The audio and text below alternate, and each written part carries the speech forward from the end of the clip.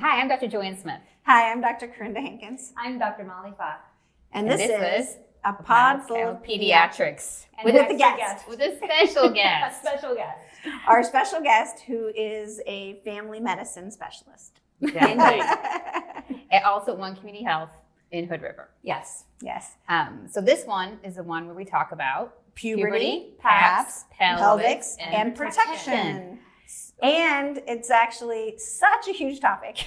Yes. A massive topic. Giant topic. Super giant topic that we actually are splitting it. So, or because we know you don't want to listen to us talk for an hour and a half straight.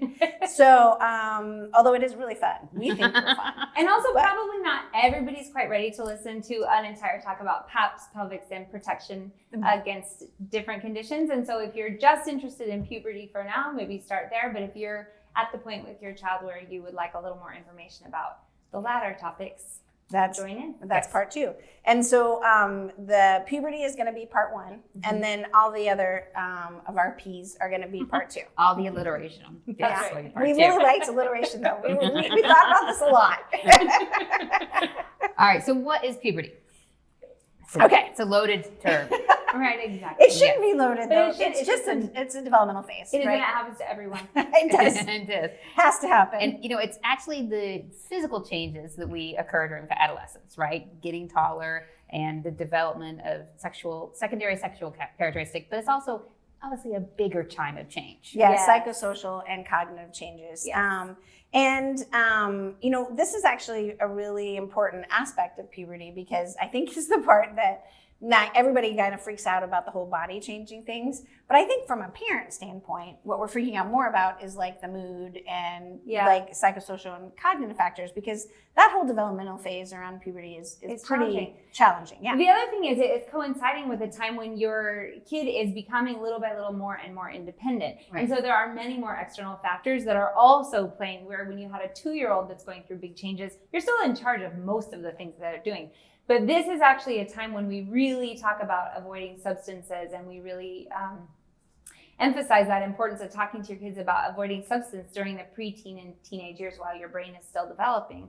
Because things like alcohol, nicotine, marijuana, all of those substances that can cross that barrier between your blood and your brain can really have a much higher risk for addiction, and then much higher risk for making long-term effects on that developing brain. Right, and also the short-term effects, right? I mean, definitely. You're trying to figure out who you are as a person, you add a substance in, the choices you make may not be the ones you're proud of later. Yes. Right. Yeah. And I think it's important to realize too that these are especially from not just your body changes, but from a developmental standpoint, the psychosocial and cognitive changes are that feeling of them trying to be autonomous, be more like friends, be part of a group, can be really hard and challenging for us to talk with our kids about this. So I always and I know we talked about this before, but I always say that one of the biggest things you can do for your child during puberty and adolescence is really being there. Yes. Be there for them to talk to. I read this article once about this other pediatrician who had these great kids, and they're like, "How did you do it?" And she goes, "Well," and who talked to her. All the time. Right? Yeah. They were great kids who actually spoke to her. And she said, "Well, actually, every night I would just go into their room and sit there. And I didn't say anything. I didn't say "Hey, how was your day?" And they would be like, "Fine, Mom." Go ahead, right? Fine, right? Which is what most kids say. Instead, I just sat there, and eventually they just got bored and talked to me. You're going to be here anyway. I might as well fill the silence. I might as well sit and talk to you then. That totally reminds me of a thing I went to one time. That was this conference that was called Dogs, Cats, and Teens. And the idea was that little kids and toddlers and preschoolers are like puppies. They need everything from you, but the payback is immediate and instant. They hug you all the time. They tell you they love you. Lick you all over your face. They bring you flowers. They do all these things. And then your teenager is more like a cat. They still need you to put some food out and have a safe place to live. And they really need you for a lot of things, but they do not want you to be all in their face all the time or touching them. But like you said on the bed, if you sit there really quietly and just wait, so walk and rub against your leg, you touch them. And so it's just a key. I think what you're saying, there's that change of being more independent, but at the same time, they really, really want you there. They don't probably want you anymore standing next to the pool, shrieking at them or hollering at graduation in the front row, but they do want you there all the time, and they know if you're not. Right. And I will say, I do that with my own kids. Like, I end every night, like kind of, and it was hard when I had 3 of them trying to do it, like timing, but it was, it was actually one of the most special parts for me, and I think for them, and they have still talked. They still talk to you. They still call you all the time. They do. So puberty, the average age of beginning of puberty for females is 9 years old, which seems really young, but it's not an overnight change, right? It takes a couple. And it's the beginning of puberty. That I was just going to say, it's important to know that puberty is not having your period. It's not like 0 to 60. Right. Thank Lord. The start of puberty is typically breast and areolar development, or what we call telarchy. Or we call thelarchy. That occurs at around age 9 or 9.3 years. However, 15 to 30% of females will develop pubic hair first. And I won't say that word, that's fine. I think we say that was the same. Pubarchy. I think we say that the same. And there's, and not everybody's identical. So the range of normal is anywhere from 8 to 13 for females, just the onset of puberty, basically. Right. And delayed puberty is usually defined as the lack of any type of breast development by 13 years in assigned females. So if they haven't had any type of breast tissue yet, we're starting to get worried. So if something happens prior to 8, like getting breast tissue or getting hair, we're worried. Mm-hmm. And we're trying to figure out what it is. And sometimes it can just be a normal variant and okay, but your doctor needs to be checking these things. Mm-hmm. That's the so that is the biggest thing about this is that, and this is for young girls, but for boys too, like there's, their puberty usually starts by age 9.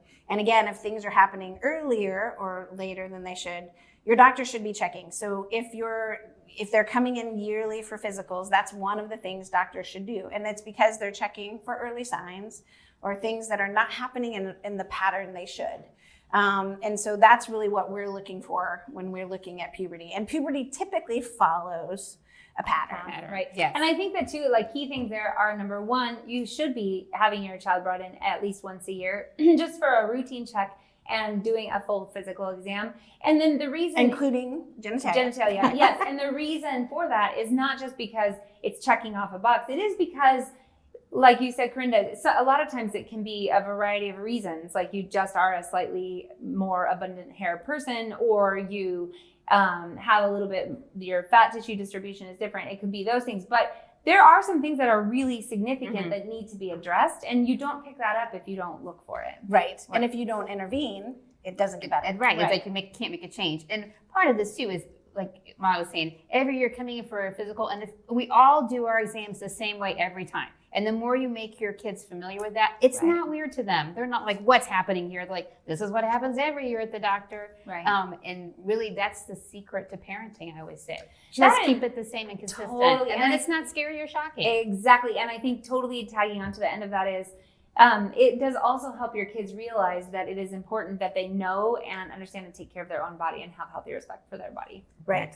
And then so typically we talked about when it starts, and the fascinating thing to me is that females go through it pretty fast, right? Like you start around age 9, and it's 2 to 2.5 years after starting your period that you'll get getting puberty. Right. Yes, that you'll get your period. Right. So that menarche part happens typically about 2.5 years later. And so the mean age of menarche is about 12.2 years. But it does vary significantly by race and ethnicity. Right. So 11.8 years in Black females, 11.6 in Hispanic, and 12 Asian, and 12.5 in white females. Yeah. And then for males, it does start a little bit later and lasts a bit longer with the... It can last a lot longer. It can last a very longer. Actually, if you've ever gone and watched a freshman or JV2 basketball game, that I think is like the perfect example of puberty, because you have some people with almost full-on beards, and then some people who look like they just got off of the middle school bus. So, and everybody's the same age. So it's just this drastic variation. And so, but like you said, it's important to know kind of the sort of range of that Yeah. and what's normal, and that it progresses along the way. And for males, right. It's the earliest sign is harder to pick up. It's It's way increase in harder. testicular volume, which is a little harder to figure out when you're evaluating someone. right? And it's why doctors again check, because like we are like trained and to kind of try to pick up on that stuff, Right. and you are not probably going to notice it. No. Like first, right? And so again, having those yearly visits can be really helpful. But it typically precedes penile growth and the appearance of pubic hair by about 6 months, in fact. Exactly. But their puberty can also go a lot longer. And there are other things we're checking too, like on that exam from a safety standpoint for young boys. Exactly. And so this goes back to the same thing about making every individual comfortable knowing about their body. So one thing that I always tell young kids with a penis, like starting at about 10 or 11 years, is really knowing that as the testicles grow, there are a few things that can happen. One of them being that they're kind of on a cord, and so as they grow, they can twist, which is actually an emergent situation. Yes. It will kill the blood supply to the testicle. Exactly, And but it's also embarrassing. Like, it's not a place you want to be talking about all the time. So pretty much every year, I tell them what I really want you to pay attention to is that you every once in a while you're in the shower and you're washing, check your testicles. They should be approximately the same size. It's okay if one's a little higher than the other, but you should feel them both. They should be about the same size. They're sensitive but should not be painful, and you should not feel anything hard, because anything hard can also be abnormal, like a testicular cancer. Right. And any of those things, you should just come into your doctor and get it checked out. And especially for the pain one, if it gets pain and swelling, that is emergent. Yes. Like you don't wait at home and talk with your mom, or like wait and like Joanne had, where he just waited to come home to his pediatrician from college. Yeah, like, wait a shoot. weekend, and it was he too really late. trusted you. He did, he Yeah. did. Because Oh, I've been the goodness. person that had been, Right. Telling him. examining him his whole life. And so he was like, But don't do that. right, don't wait for that person. You go to the ER because they can untwist things Yes. or correct things, Yes. and everything will be okay. Right. So, but it is an emergency. The other thing I always kind of mention, and I think this is really helpful too as you're doing these exams, is everybody's a little different, Right. right? Not everything looks the same. Colors are different. Yes. Like people have different tone of skin or that type of thing. Right. It's a little asymmetric. So just like For breasts males are a and little females. asymmetric. Yes. Just like Testicles they be can a little different. asymmetric. Totally, Scrotal yes. sac can be a little asymmetric. And that's their normal, right? But kids at this age, adolescents at this age, are so uncomfortable with things being different or looking different, and it's so important to just let them realize that, like every other part of their body, it is just them. Exactly. And- Some people are tall, some people are short. Exactly. Some Right people here, have for curly example. hair, some people have straight hair. That's right. And so we want them really to know what is normal Right. and what we should be worried about, Right. right? But a little asymmetry, typically always fine. Absolutely. The other thing that I do talk about for people with a penis, because you can have a circumcised penis or uncircumcised penis, and that dates back most likely to when you were born, right after birth. You either had a little procedure that took off the skin at the end of the penis, or you didn't. So if that skin is still there, it's just really, really important to help your kid learn how to take care of that. So when they're very small, you don't do anything about it. Your doctor should be helping sort of teach you how to care for that uncircumcised penis if you didn't know. But basically, you just need to be able to slide that skin back to the tip of the penis, rinse it off with water. I tell people don't use soap because it's pretty Yep, stingy. it's- Just yeah. water, and then, but always important to slide it back up. You don't want It that always wants to hanging come down back around up. there and constricting it. And then if kids have trouble with that, basically by grade school, everybody should be able to retract your foreskin. And definitely by the end of grade school. Yes. And so if it's not, that's something also to talk to your doctor about. It doesn't mean that they're going to tell you anything dramatic. There are things we can do to help with that. Right. But you should be talking to your children about healthy hygiene. Yeah. Like Right. you got to wash Right. these places. Yeah, Right. exactly. They're part of your body. It is right. important, right? like brushing your teeth. Yes, exactly. Except not. I mean, don't use a brush. Okay, right. Just clarifying.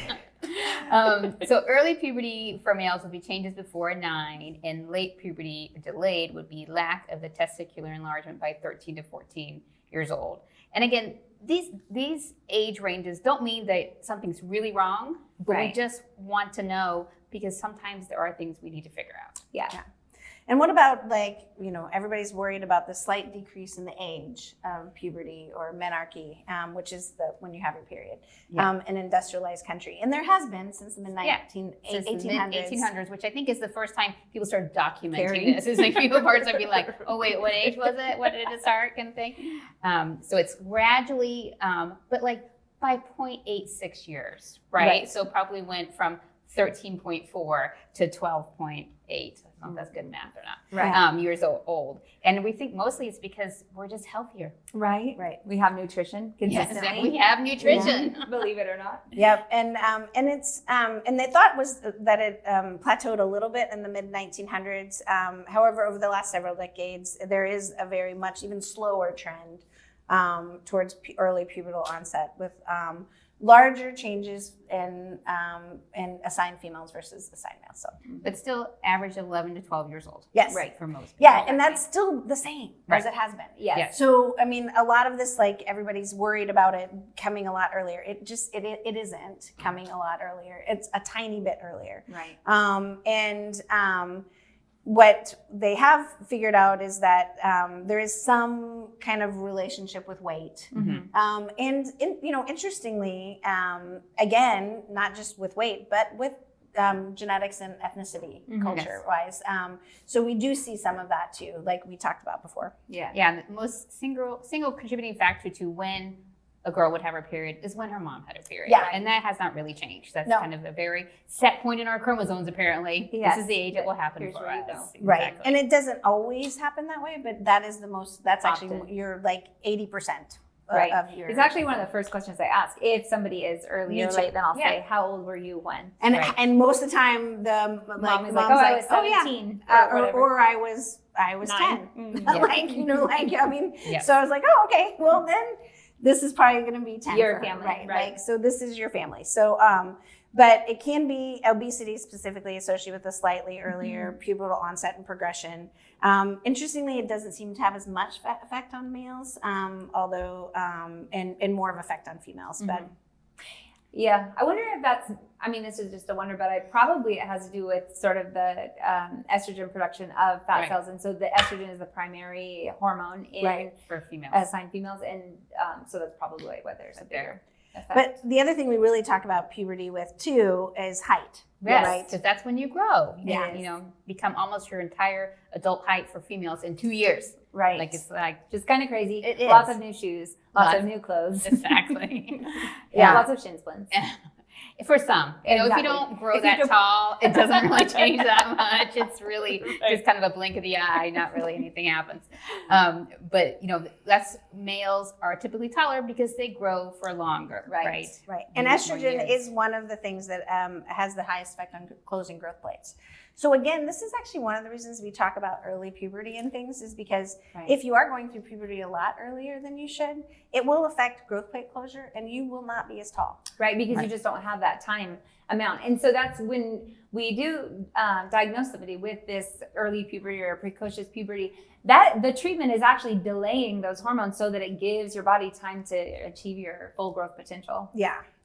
And then the other part that I really focus on is that, again, healthiness and being healthy during puberty. And that is nutrition and exercise, right? Which we're going to talk a little bit about later. But a lot of your healthy bone deposition happens during puberty. Yes. So if you, especially towards the end and like kind of after puberty. So it's really important to have a good diet and exercise during those times. Absolutely. And you actually, as an adult, you only have until age 30 to really build your muscle mass and your bone density. So it's key that you're kind of setting those kind of pathways and setting those habits your bone very matrix. Early on. Yes. Yeah. And then I would say, like talking and preparing. Start talking to your child about puberty early. Again, it starts at before by 8 or 9. Yeah. And a lot of young girls, and by 9 in boys. So like you need to start talking to them about it. Yes. And for girls, especially like if you're getting into that a year into this, like having a nice little pack that they can take to school with like extra pair of underwear and like some that's what I usually have pads, pads, wipes, underpants, wipes, and then I tell them keep a sweatshirt in your locker so you can tie it around your waist if it happens to happen at school. And kind of prepare girls that, usually first start your period, it's not a big dramatic moment. It's not. It's just like, whoa, did I pee? What was what that? What was that? Right. So they don't have to run to the nurse or go home. Like if they have their little pack, they can go to the bathroom. Yes. They can take care of it. Yeah. And 90% of the time, it's not a big deal. Yeah. And hopefully your friends are carrying them now, since we try to tell everybody. So I tell them it's either for you or for your friend. If that happens, then you can help your friend out. Right. And kind of, early in those years when women start their periods, I guess they're not women, girls start their periods, talk to them about the different options. Because they hear a lot of things from their friends and from social media that may not be true, right? And so just talking about what are pads, what are tampons, what are cups, when would you use them, and kind of helping them figure that out. Yeah, one of the things that I love that is invented now that did not exist when we were kids is those period underpants. Oh, yes. Phenomenal, right? Because I do think that early on it can be hard to use tampons or the cups. And hard to predict, right? Yes, exactly. Who can use it and who can't. But the period underpants just seem like such a win. I always recommend, early on, especially girls who play sports. Yeah. Because it's so hard not to have a little leak accident when you're diving for a volleyball. Right. Or and pads are so bulky and they can and be. I think it's just like an extra layer of protection that you're like, I don't have to do this. I don't have to go through this embarrassment moment. Like, it's going to be fine. Right. Yeah, exactly. Yeah. So when do we worry about puberty? Well, when it happens too soon or too late. That's right. Exactly. Right. And that's really the biggest thing. So you're getting like hair or breast development prior to that age 8 in a girl, and testicular volume enlargement or hair prior to age 9 in a boy. So if it's happening too early, again, because all these things are happening together. So, and there could be a reason that is actually really significant. Right. And that needs to be taken care of. Right. That affects more things than just your growth. That's right. Reasons for that hormonal thing or hormonal response to happen.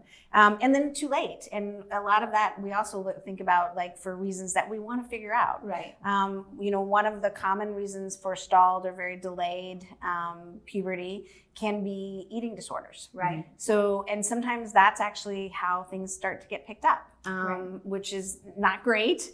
But that's, again, that's why you come to your doctor regularly. We're trying to figure out these things before they become really big problems. Right. And so those are kind of when we worry. Right. So what else is happening in puberty to their bodies? We're growing. Part of growing is that all parts of your body grow, right? So your skin changes. And acne is the most common reason, or acne is the most common thing we see when your skin changes, but there's obviously other skin changes. Right. You can get stretch marks sometimes when you grow really fast, and those are called adolescent stria. And they won't necessarily be permanent, but they will be there for quite a while, and you don't need to do anything to them other than keep your skin, well moisturized and clean, and they will fade with time. Right. And then again, having a healthy diet and exercise helps with that. It can be a recurrent mantra, right? Right, exactly. And acne, part of the reason that acne flares is hormones, right? Right. And hormones sound scary, but they're not. They're super important. Right. They are. Yeah, and I think the thing to remember about acne is that, again, it's moderation is key. Yes. One, children prior to puberty do not need skin care, facial things. No. Like they don't need it. No matter what they see on Instagram, Right. like they have this beautifully healthy, moisturized, like self-moisturized, like with lots of different fluid in their skin, which give them that beautiful glow of childhood, right? They don't need anything else on that, right? Once they start getting acne, yes, we do need to start taking care of our skin as we're entering puberty. But a lot of that requires just like for most adolescents, it requires, a good face wash, and which often contains like your over-the-counter benzoyl peroxide or salicylic acid options, and a moisturizing cream, especially with sunscreen. Exactly, sunscreen. I was going to say. Yeah. Now there are some kids who have much harder acne problems, and those are ones that are more likely to get scarring. And so, what do you guys usually recommend? I generally have them come in and look, and my first go-to is always doing topical things first. So starting with the over-the-counter things you can buy, or there are sort of different strengths of those over-the-counter things that you can get. But then the next thing that I do is use a topical antibiotic because part of acne is bacterial. Right. And it's not that you're a dirty person. It's just that bacteria happens to be there. Yeah. So there's a topical bacterial, and then there's a topical, the retinoids that will kind of like firm up your pores and dry out your glands a little bit. And then following that, if that's not successful, and I'm really worried, and a lot of times it happens too that people get back acne or chest acne. And so then those sometimes don't respond as well. And it's really hard to put cream on those places. It is everywhere. Yeah. And additionally, the topical retinoids especially, but also the topical antibiotics can be pretty drying. And so then I'll also use often oral antibiotics. So meaning that you have to take a pill for it. But a lot of times you can get it cleared up with the pill and then you can maintain with the other things. There. And then for women, because estrogen is a big part of this too, sometimes, and progesterone, doing an oral contraceptive, which is just can work wonders. Wonderful. Yes. And I always feel bad sometimes when I have a male with bad acne. And I'm like, oh, I wish I could just give you a pill. But they don't make those pills for you. They just make them for women. But one of the things I do always talk about is the fact that there's, again, on social media and a lot of these, there's this idea out here that you can like fix all your acne by going to odd diets as well as odd like skincare regimens. Expensive skincare regimens. Very expensive skincare regimen, which don't work any better than most of your others. And this diet, which is really strict and restricts like all sugars and all of those types of things. And again, as long as you are doing things in moderation, your skin will be fine. Like, yes, eating full Takis every meal, probably not the best. I don't recommend soda. I don't recommend soda. Well, and actually, if you drink milk, it should be whole milk. Because skim milk actually is a little bit more food for the acne, because when they skim off the fat, they have to add extra sugar to balance it out, and that can make your acne a little worse. So if you drink milk, do whole milk. Yes, but you don't have to go vegan and eliminate every sugar if you have acne. Right. Instead, talk to your doctor about best ways to like really manage your acne in ways that can be healthy for you. Right. Because unfortunately, unless you are doing like the vegan diet as a health choice for you, which is fine. But if you start it and don't really know exactly how to make sure you're getting those vitamins and nutrients that you would otherwise get in those products, you again can make yourself sick. Yes. And that's the part where we don't want to see that happening in young adolescents who are just making this decision because they saw something on social media, right? Yeah. And so that's the big thing about it, because again, all that bony deposition gets put down then. Exactly. Bones and your muscles. And so and I think that we'll talk about this too, but iron supply. So if you think that you're just now starting menstruating, which means that you are losing an amount of blood once a month, every month. If you're not replacing your iron stores, which is a key building block to making your red blood cells, which is what carries your oxygen around to your body, and if you're not bringing that back with your diet, then you will become anemic, which lends itself is to low a host energy of other problems. and just feel lousy all the time. Right. So and affects actually mental performance for sure. as well. You don't have oxygen going to your brain. Well, doesn't work. It's gonna be hard to think. And vitamin B12.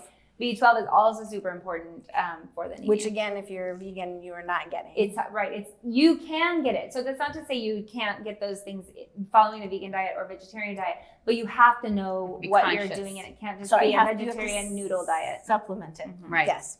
That's why a lot of teenagers become vegetarians. I'm like, you're actually a pastatarian. Exactly. It's not actually vegetarian. Eat vegetables to qualify to be a vegetarian. A noodletarian. Yes, exactly. Noodletarian and I have not heard either one of those. That's so funny. That's what we're here for, to give you new words, Carla. But I do think it's just so important. Moderation's good, and just making sure whatever you decide to do, that you really like get good facts on it. And if you do decide that you want to do those diets, talk to your doctor so that you can make sure that you're getting the right nutrients and things to help you stay healthy. Yeah. And then gynecomastia, which is actually it's the male part of this, where we see, and it's about a third of assigned males at an average age of around what is it, 13 Brenda? years. You didn't tell us what it is. Okay, sorry. It's breast tissue growth. Gynecomastia is breast tissue growth. And you just gave us a Latin term, and you just thought we'd be like, So we could all sorry. grow it out for ourselves. I apologize. And it typically it can be normal, and it can last just 6 to 18 months. Could be 16 around to the 18 time. months. Yeah, but if it's very pronounced or lasting a long time, again, Should be looked at. we should be looked at. Right. So. And kind of just reassuring your kids as they go through changes, they're still changing, Right. right? I mean, that Yes. is part of what the definition of puberty, right? Is that tomorrow you're going to wake up and you might be a little bit taller. And your it's feet, drastic. Your feet will be bigger, right? I do. That's funny. I do remember this one. We were down at my mom's house, and one of my kids fell asleep. Like we were doing something, fell asleep, took a very long nap, and I swear to God, when he came back out, he was taller than my mom. I fully Went in believe shorter, that with came you. back taller. Exactly. It was insane. Yeah, I remember one time Fiona's feet were hanging off a bunk bed, and I literally was like, I think your feet grew since yesterday when they were like hanging in my face. And I was Exactly. like, wow. It's just wild how quickly it seems to happen. Well, and that actually segues right into musculoskeletal It injuries that does. happen during puberty. And yeah, part of growing is that you kind of lose your sense of self a little bit, right? You're like, how big are my feet are, how long my Right. legs are, and so you're a little bit more likely to be clumsy, and Yes. sprain your ankle or strain Or you something. work coordinated, and then all of a sudden you shoot up another 2 inches, and you have to kind of like reset readjust everything. there. So exactly. encourage your kids to stretch every day. Yes. Just take 5 minutes at least and just do some random downward dogs, warrior pose, just so their brain's like, and here I am. This is where I Exactly, am spraying in today. space. Exactly. Well, and I think too, it's just a time where you get a lot of those sprains and strains Yeah. because their body is growing and changing. The other thing that's happened a lot that I think, it's worth mentioning is that now a lot of people like really get into one sport. Oh, like, yeah. when they're little, Travel they're often sports. like playing more, like having different things, getting breaks, right? As they get into adolescence, a lot of adolescents now are just playing one thing, like trying to be really good at one thing. And unfortunately, that does put a lot of strain and pressure on the different parts same of our muscles body. all the Yes. time, right? Instead of doing the cross training. Muscles and joints. And it's not, I know, how people sometimes long for the old days, but those days of the 3-sport, We 4-sport athlete, it is one of the things I long for, that you would just go outside and play. And Right. even in one day, you would probably pick up basketball, and then you might go play like kickball or softball. And it has become very concentrated and focused at a much earlier age. Right, and it does carry risks with that. It does. One of the there's a couple of really common ones. Right. Overuse injuries. Are Right. overuse injuries in adolescence. And Osgood slaughter. Just so like a Jeopardy thing. What is the condition where your knee bunches up? That's right. That's right. It's not And it's really like this knee pain that happens really during puberty, because after puberty it really stops. But it's right where your patellar tendon, which is kind of your kneecap tendon, attaches to the tibia, or like that shin big bone. old bone right, there. yes. And it basically, because you kind of stretch it over and over and over, it gets irritated. and gradually pulls away from the bone. Yeah, and can cause like damage to the bone Yeah. and also to your the- bone being pulled on constantly heals itself. So you end up with this like kind of very knobby knee Yeah, we do. Right. that Yeah. doesn't go away. It doesn't go away. It'll be actually. there your whole life. You'll and have a stay. knobby knee. But one of the Or an extra classic knob underneath. classic Right. signs of that will be that you have swelling and then pain And it's right there, painful. and even limping, like Right. after exercise. Yeah. Yes. So ice, rest, ibuprofen, stretching. Right. Rest would be great. I So know, but really coming back taking to the time thing, off. Right. Right. But a lot of times they don't do that. It does Mhm. eventually go away, But it takes a long time. and it takes longer if you Yeah. don't rest it. And it also can be healthy if you sort of switch sports. So like if you were playing a lot of soccer or basketball and that happened and you switch over to swimming for a bit, then you're still staying fit and active, but it's not put as much pressure Yeah. on your knee. Well, and always with Osgood slaughter, I feel like it hits one knee and that's starting to get better, and then the other knee will go. Right. And so that's often why it lasts so long too. Is like you got two sides. Exactly. That's That right. is very true. Gotta go through both of them. Yes. And then the other one is what I say Sever's disease. I say Severs. I say severs. Severs. So we don't really know. We have to ask Dr. Seaver, Dr. Sever, what his name was. But Someday we'll stop using people's names and just say that it is. what is it actually called? Well, I'll actually call it calcaneal epiphysitis. Yes. See, that's why we don't call it That's that. why we don't do it. We call it Severs or Severs. So then you say it is heel So- pain. It's pain, but not on the bottom of your heel so much as the back of your heel. And I have seen it the most in kids who play soccer more than anything. I think it's cleat sports. Like Cleat cleats sports, don't allow your movement of your heel quite as And much. I feel like it's much worse now that we're playing a lot on turf. I think that's right. Yeah. Like that repetitive kind of hitting and It's just hard. pushing It's it. like Yeah. kind of landing on cement. And it is the exact same. So it's the same thing. It's that Achilles tendon, which is what helps you point your toe. But it's where that Achilles tendon inserts onto your heel. And then that's just like little micro tears and pulling off. And so again, the treatment is resting exercises like stretching exercises and icing, which then again is hard. But it can last forever, like 3 to 4 soccer. years. Yeah. And my son had this, and I just kept blowing him off. So I was like, it'll get better. It'll get better. I know you're limping again, but it's fine. It'll get better. And 3 years later, it did get better. It does. But it was a long time. And it doesn't usually lead to that sort of bony deformation. It doesn't lead to long-term consequences unless you kind of get cattywampus with your whole body because your foot Because hurts. you're doing it. Yeah, Yeah, exactly. And it's like calcaneal apophysitis. Very similar words. And then one of the other musculoskeletal things we look at is scoliosis. Oh, yes. Yes. So, and that's actually really important to me because 85% of the cases occur in adolescence during that time of growth. And it's not an overuse injury. It is No. very genetic. It really runs in families. To me, it's one of the key reasons for really arguing for annual exams because it can happen so fast and your window for fixing it is so small. Yes, exactly. Especially because at the end of puberty, your window is gone. Yes. Like once those growth plates close, there's nothing you can do. And now the treatment for scoliosis can work, but it's hard, and you have to do it a lot, and you need to do it while you're still growing. Yes. And that's bracing. Right.